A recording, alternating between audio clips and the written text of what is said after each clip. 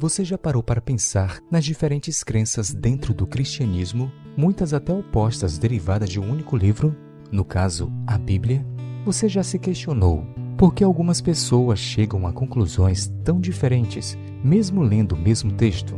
Esta é uma questão importantíssima e uma das respostas para ela é que há muita gente que lê o texto bíblico fora de seu contexto.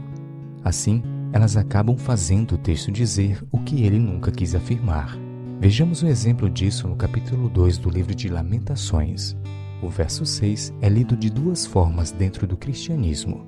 Uns afirmam que ele é uma prova de que o sábado foi abolido por Deus, ao passo que outros declaram que o texto está valorizando a importância do sábado. Vejamos o texto em questão. Demoliu com violência o seu tabernáculo, como se fosse uma horta.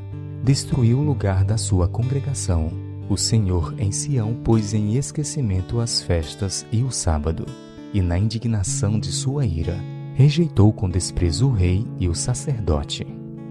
Agora que já lemos o texto, vamos analisá-lo contextualmente.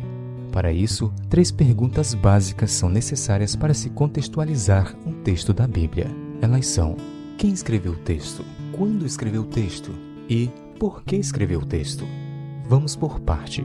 Quem escreveu o texto foi o profeta Jeremias, judeu, portanto guardador do sábado. Ele escreveu no contexto da destruição de Jerusalém por Babilônia. O cenário era de extrema tristeza. O rei foi preso e teve os olhos vazados. O templo foi saqueado e queimado. O povo foi levado cativo e o restante foi espalhado por outros países. Então, quando Jeremias escreveu o capítulo 2 do livro de Lamentações, ele falava de uma cidade em ruínas, onde não havia mais festas, não havia mais templo, não havia mais rei. Por isso, não havia mais guarda de sábado. Além disso, o texto está falando de várias coisas boas que o povo perdeu no contexto do cativeiro, inclusive a oportunidade de guardar o sábado.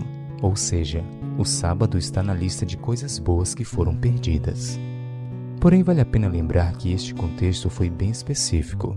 Depois que o povo retornou do cativeiro, o templo foi reconstruído, as festas foram comemoradas novamente e o sábado voltou a ser observado.